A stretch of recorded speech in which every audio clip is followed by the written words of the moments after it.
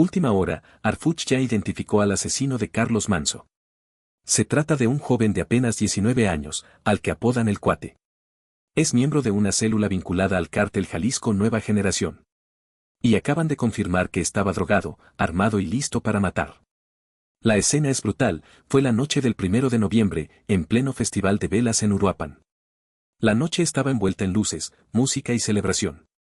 Las familias llenaban la plaza de Uruapan entre flores de cempasúchil y altares encendidos. Era el Día de Muertos, pero la muerte esa noche no venía disfrazada de Catrina, venía armada. El primer disparo quebró el aire como un trueno. Luego otro. Y en cuestión de segundos, la fiesta se convirtió en una pesadilla. Carlos Manso Rodríguez, alcalde del municipio, cayó al suelo con 2 impactos en el abdomen y 1 en el brazo. La sangre manchó los pétalos naranjas que cubrían el escenario. El caos se desató. Gritos, empujones, niños llorando, cuerpos corriendo sin saber hacia dónde. Los escoltas reaccionaron de inmediato. Una última detonación resonó y, junto al kiosco central, el agresor quedó inmóvil. Pero esa no era una historia que terminara ahí. Era apenas el comienzo. Horas más tarde, desde el Centro Nacional de Inteligencia, la voz de Omar García Harfuch rompió el silencio con una frase que heló a todo el país: identificamos al agresor como Osvaldo Gutiérrez Vázquez, alias el Cuate. No actuó solo. Esto fue un mensaje, y el Estado va a responder con fuerza. Las primeras líneas de la investigación revelaron la magnitud del crimen.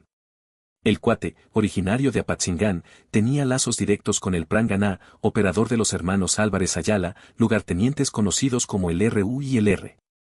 La conexión era directa, y la orden había venido desde lo más alto. El asesino no era más que un muchacho. Había sido drogado, preparado y enviado como una bala humana con un solo objetivo: matar al alcalde. Los análisis forenses confirmaron la presencia de anfetaminas y marihuana en su cuerpo. El arma, una pistola 9 milímetros, había sido usada en al menos 2 asesinatos anteriores. Pero las preguntas apenas comenzaban. ¿Quién lo reclutó? ¿Quién le entregó el arma? ¿Y quién decidió que su destino sería morir en la misma plaza donde ejecutaría su misión? Esto no fue un acto impulsivo, fue una declaración de guerra. Lo que estaba a punto de descubrirse alteraría el equilibrio del poder en Michoacán y pondría en evidencia una red más oscura de lo que nadie imaginaba. El cuerpo del agresor hablaba por sí mismo. 12 tatuajes marcaban su piel como un mapa del infierno, un cráneo con el número 401, una Hello Kitty en el antebrazo, símbolos de dinero, demonios, coronas. Pero el patrón no era casualidad. Cada marca era una firma, un código usado por células de iniciación del cártel Jalisco Nueva Generación. Esa noche, mientras las velas del festival comenzaban a apagarse una por una, las cámaras del C5 captaban la secuencia completa. A las 8:10 de la noche, un joven delgado, con sudadera gris y capucha baja, cruzó entre la multitud. Caminaba con pasos decididos, sin mirar a nadie, con la mirada perdida y el pulso firme. Un testigo pensó que sacaba un celular del bolsillo. No lo era. Era el arma. A las 8:12, el Cuate se encontraba a 5 metros del alcalde. Respiró hondo. En menos de 4 segundos descargó 7 disparos. Las detonaciones rebotaron entre las paredes de cantera, los cables del sonido chispearon, y una voz desgarrada gritó: «Tírate al suelo».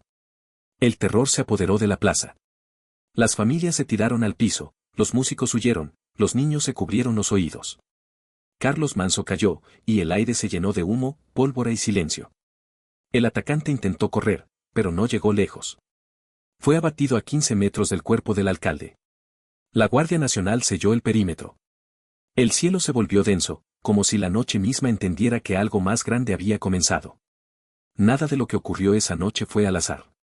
Todo estaba calculado. Y lo que vendría después revelaría una verdad que muchos preferirían no conocer. Mientras el caos se desataba, los escoltas de la Guardia Nacional se arrojaron sobre el alcalde. Uno intentaba contener la hemorragia, el otro localizó al tirador, que corría tambaleante entre la multitud.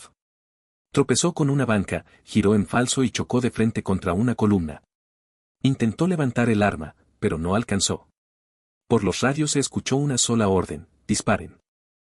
El sonido del último tiro se mezcló con los gritos. Lo abatieron ahí mismo, frente a decenas de testigos, frente a niños, frente a cámaras, frente a los altares del Día de Muertos. La escena era caótica, cuerpos tirados, policías gritando, médicos improvisados intentando frenar la sangre que brotaba del abdomen del edil. Los pétalos de cempasúchil se pegaban al suelo húmedo y el aire olía a pólvora y miedo. A las 8:17, una ambulancia rompió el cerco. Carlos Manso aún respiraba. Tenía los ojos cerrados, pero sus labios se movían sin emitir sonido. Nadie supo si rezaba, si llamaba a su esposa o si murmuraba su último pensamiento. Lo subieron, lo intubaron y partieron hacia el hospital más cercano. Mientras tanto, los peritos se acercaban al cuerpo del agresor. Uno de ellos retrocedió al ver su rostro. Apenas tenía 19 años. Un niño, prácticamente. No llevaba cartera, ni teléfono, ni documentos. Solo los tatuajes, una pistola 9 milímetros vacía y una tarjeta arrugada de hotel en el bolsillo derecho. Aquella pista cambiaría todo. Al revisar el hotel, descubrieron que el cuate no había llegado solo. Carlos Manso Rodríguez no era un político más. Tenía 46 años, padre de 2 hijas, esposo de Grecia Quirós, vecino de toda la vida en la colonia La Mora. Era de los que todavía saludaban por su nombre en la panadería de la esquina. Había sido comerciante, luego abogado, y finalmente alcalde. En solo 10 meses de gestión había tocado intereses peligrosos, canceló contratos sospechosos, intervino rutas controladas por el crimen y ordenó operativos en colonias dominadas por los cárteles. Nunca pidió más seguridad. No tengo miedo, aquí me cuida la gente, solía decir. Pero esa noche, la gente no pudo cuidarlo. Cuando ingresó al hospital, su cuerpo estaba en shock hipovolémico. Había perdido demasiada sangre. La bala en el abdomen había atravesado órganos vitales.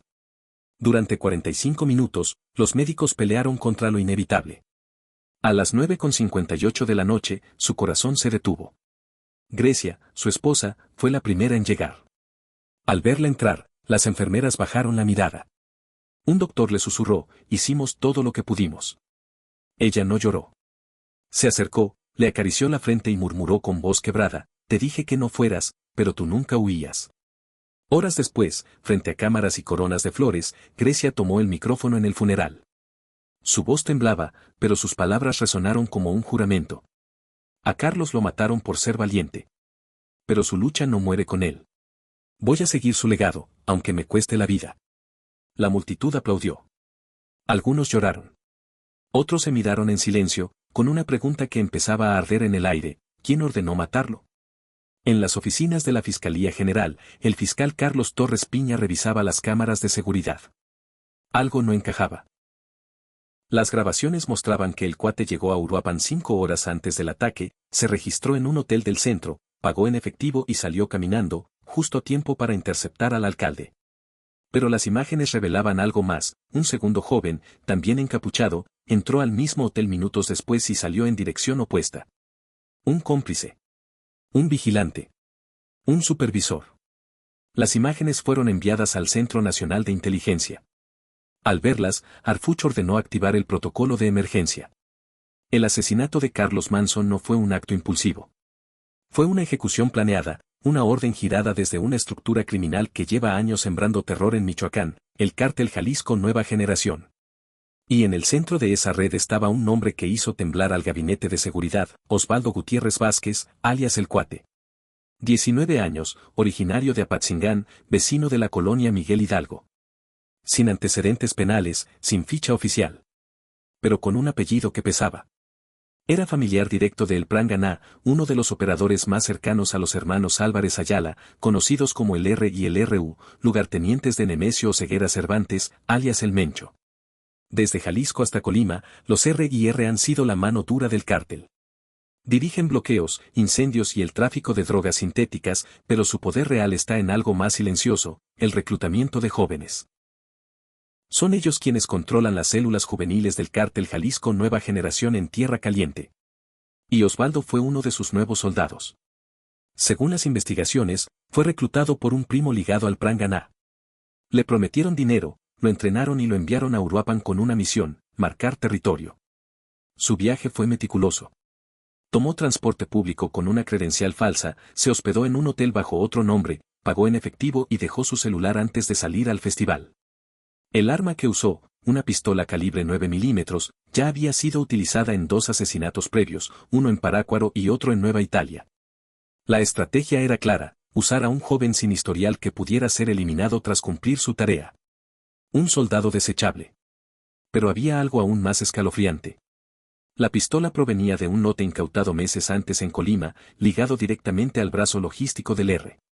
Y en los tatuajes de Osvaldo, los peritos descubrieron símbolos que confirmaron lo impensable. Uno de ellos, el número 401 inscrito dentro de un cráneo, era el código interno de iniciación de las células menores del cártel Jalisco Nueva Generación. Una marca de sangre. Una firma de sacrificio. Nada de lo ocurrido fue casualidad. Todo respondía a un plan.